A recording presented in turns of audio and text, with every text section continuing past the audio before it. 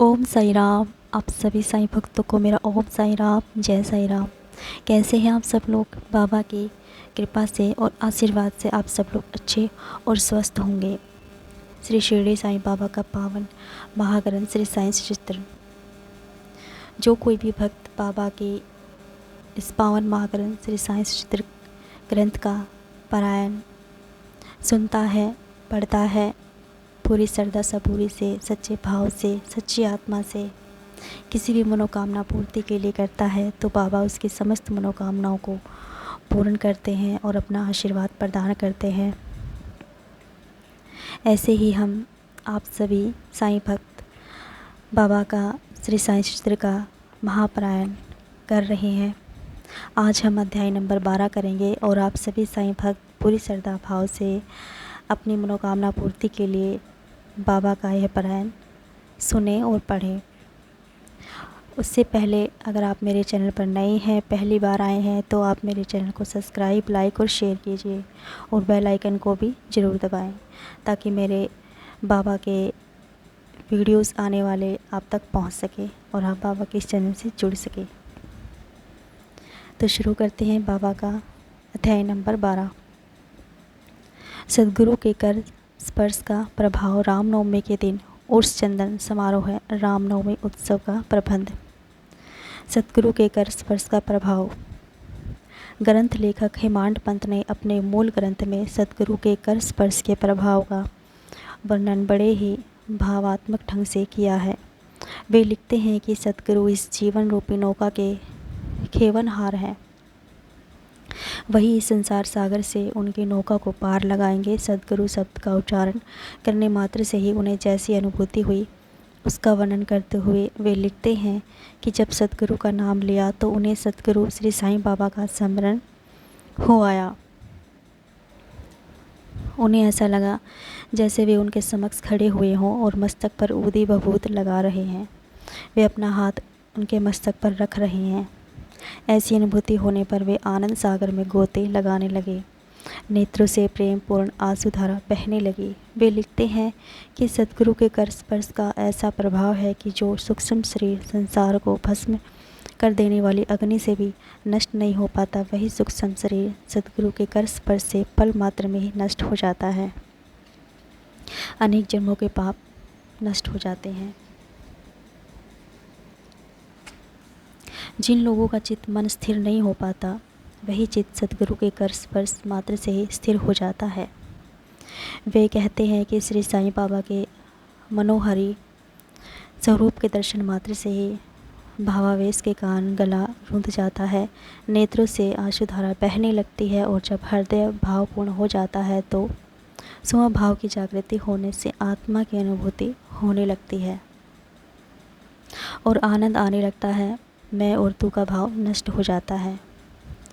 सब कुछ ब्रह्म में लगने लगता है। हेमांड पंत कहते हैं कि जब वे धर्म ग्रंथों का अध्ययन करते हैं तो तत्क्षण ही सद्गुरु का स्मरण हो आता है। उस समय श्री साईं बाबा राम अथवा कृष्ण के रूप में उनके समक्ष उपस्थित हो आते हैं और अपने आप ही अपनी जीवन गाथा उन्हें सुनाने लगते हैं।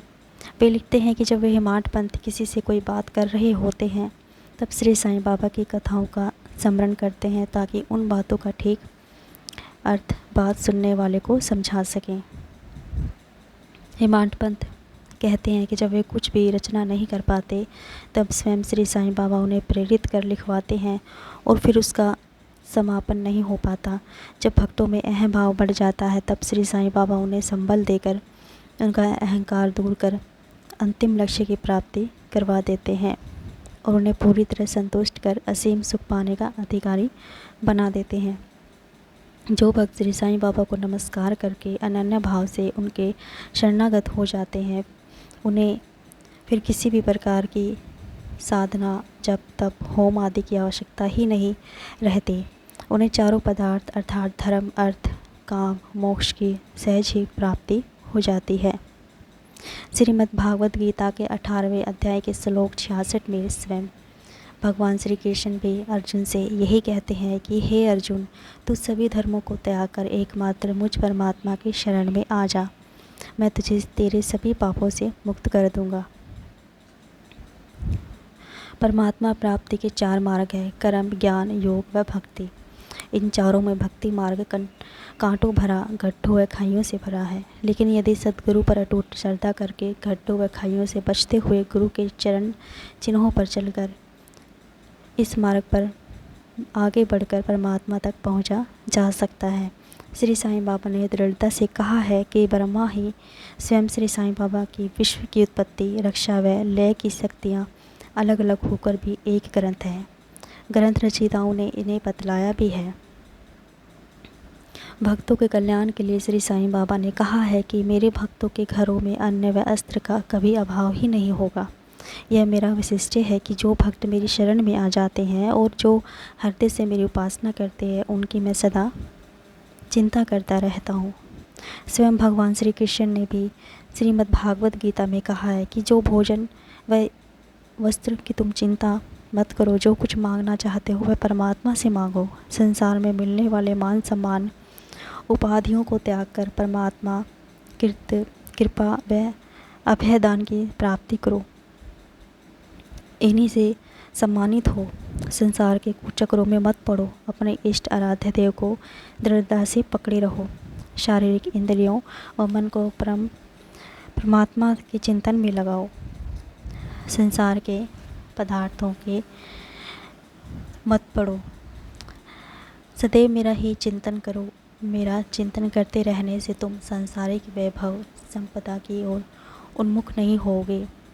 मेरा चिंतन करने से मन शांत, स्थिर व निर्भय हो जाएगा। जब मन मेरी ऐसी स्थिति में आ जाएगा तब समझो कि मन संसगति में है। यदि चित्त को स्थिर नहीं किया गया तो फिर उसे एकाग्र करना मुश्किल है। रामनवमी के दिन उर्स। शिरडी में जो उत्सव मनाए जाते हैं उनमें रामनवमी का उत्सव बड़ी धूमधाम से मनाया जाता है। इस संदर्भ में हेमांड पंत ने श्री साईं लीला पत्रिका 1925 के पृष्ठ 197 पर प्रकाशित विवरण देते हुए कहा है कि गोपाल राव गुंड कोपर गांव में इंस्पेक्टर थे और बाबा के परम भक्त भी थे। उनके 3 पत्नियां थीं, लेकिन संतान एक के भी नहीं थे। बाद में श्री साईं बाबा के कृपा प्रसाद से उन्हें पुत्र की प्राप्ति हुई। पुत्र प्राप्ति पर उन्हें बड़ी प्रसन्नता हुई। तभी 1897 में उनके मन में विचार आया कि पुत्र प्राप्ति की खुशी में शिरडी में कोई मेला या उर्स अवश्य भरवाना चाहिए। इस बारे में उन्होंने शिरडी में रहने वाले श्री साईं बाबा के अन्य भक्तों तात्या पाटिल, दादा कोते पाटिल व माधवराव आदि से संपर्क कर उन्हें अपना विचार बतलाया। सभी को यह विचार पसंद भी आया। सौभाग्य से उन्हें श्री साईं बाबा की अनुमति व आश्वासन भी मिल गया। लेकिन उर्स भरवाने के लिए सरकार से अनुमति लेना भी आवश्यक था। अतः एक प्रार्थना पत्र जिलाधारी को भेजा गया, लेकिन ग्राम पटवारी ने आपत्ति कर दी, इसलिए उर्स की अनुमति नहीं मिल सकी। अब चूँकि श्री साईं बाबा की अनुमति पूर्व में ही मिल चुकी थी, अतः एक बार फिर प्रयास किया गया। इस बार सरकारी स्वीकृति भी मिल गई। इस प्रकार श्री साईं बाबा की आज्ञा से रामनवमी वाले दिन उर्स भरने का निश्चय हुआ। रामनवमी के दिन उर्स भरना हिंदू मुस्लिम एकता का प्रतीक था। यह उद्देश्य सफल भी रहा। सरकारी अनुमति की बाधा तो समाप्त हो चुकी थी, लेकिन अब बाधा जल के अभाव की उपस्थित हो गई थी। क्योंकि शिरडी छोटा सा गांव था, वहाँ इतनी भीड़ के लिए जल कहाँ से आता। फिर शिरडी में जल का अभाव शुरू से ही रहता था। वहाँ केवल 2 कुएं थे, जिनमें से एक कुआं तो सूख चुका था और दूसरे कुएं का जल खारा था। परंतु श्री साईं बाबा ने उस कुएं में पुष्प डालकर उसका जल मीठा कर दिया। आखिर कुएं का जल कितने लोगों के लिए प्राप्त हो सकता था। अतः दादा पाटिल ने बाहर से जल मंगवाने का बंदोबस्त किया। इस अवसर पर लकड़ियों व बांसों की काम चलाऊ कच्ची दुकानें बनाई गई, कुश्तियाँ भी आयोजित की गई। गोपाल राव गुंड के एक मित्र दामू अन्ना कासार जो अहमदनगर में रहा करते थे, वे भी निसंतान थे। श्री साईं बाबा की कृपा से उन्हें भी पुत्र रत्न की प्राप्ति हुई थी। इसीलिए गोपाल राव ने उनसे एक धवस देने को कहा। एक अन्य धवस बाद में जागीरदार नाना साहेब ने मोड़कर ने भी दिया। दोनों ध्वज समारोहपूर्वक गांव में से होकर निकाले गए और मस्जिद तक पहुंचाए गए। उस मस्जिद को श्री साईं बाबा द्वारका माई कहा करते थे। दोनों ध्वज मस्जिद के दोनों कोनों पर फहरा दिए गए। यह परंपरा आज भी यथावत चली आ रही है। चंदन समारोह है। इस उर्स मेले में चंदन समारोह भी प्रारंभ किया गया। यह विचार श्री साईं बाबा के एक मुस्लिम भक्त अमीर शक्कर दलाल का था, जो कोहराल के रहने वाले थे। सामान्यतः चंदन समारोह मुस्लिम फ़कीरों के सम्मान में किया जाता है। इसमें काफ़ी मात्रा में चंदन घिसकर काफ़ी मात्रा में चंदन से बनी धूप थालियों में भरकर लोबान जलाई जाती है। फिर जुलूस निकालते हुए उसका समापन मस्जिद में जाकर होता है। थालियों से भरे चंदन व धूप को मस्जिद की दीवारों व नीम के पेड़ पर डाला जाता है। इस उत्सव का पूरा प्रबंध शुरू के 3 वर्षों तक अमीर शक्कर ने ही किया। इसके बाद उनकी पत्नी ने इसका प्रबंध किया। तब से आज तक भी चंदन समारोह पूर्ववत मनाया जाता है। इसमें हिंदू ध्वज देते हैं और मुस्लिम चंदन का जुलूस निकालते हैं। रामनवमी उत्सव का प्रबंध। श्री साईं भक्तों के लिए रामनवमी का दिन विशेष महत्व का है। वे इसे पवित्र दिन मानते हैं। इस उत्सव के लिए स्वयंसेवक आगे बढ़कर मेले का प्रबंध कार्य संभालते हैं। बाहर के कार्य दाता पाटिल संभालते थे, तो भीतर के कार्य बाबा की अनन्य भक्त राधा माई कृष्णा माई संभालती थी। इस अवसर पर राधा कृष्णा माई के निवास पर अतिथियों का तांता लगा रहता था। उन्हें सबकी ज़रूरतों का ध्यान भी रखना पड़ता था। इसके अतिरिक्त मेले के लिए आवश्यक वस्तुओं का बंदोबस्त भी उन्हें ही करना पड़ता था। राधा कृष्णा माई मस्जिद की सफाई का कार्य स्वेच्छा से किया करती थी। वही मस्जिद को पोतती थी, कारण कि निरंतर धूरी जलती रहने के कारण मस्जिद का आंगन व दीवारें काली पड़ जाया करती थी। सफाई का कार्य वे रात्रि में किया करते थे, जब बाबा विश्राम करने चावड़ी चले जाया करते थे। उस समय वे धूनी में सारा सामान बाहर निकाल देती और सफाई होने पर धूनी में सारा सामान यथावत रख देती थी। बाबा को सबसे प्रिय कार्य गरीबों को भोजन कराना लगता था। इस कार्य हेतु विशाल भोज का आयोजन किया जाता था।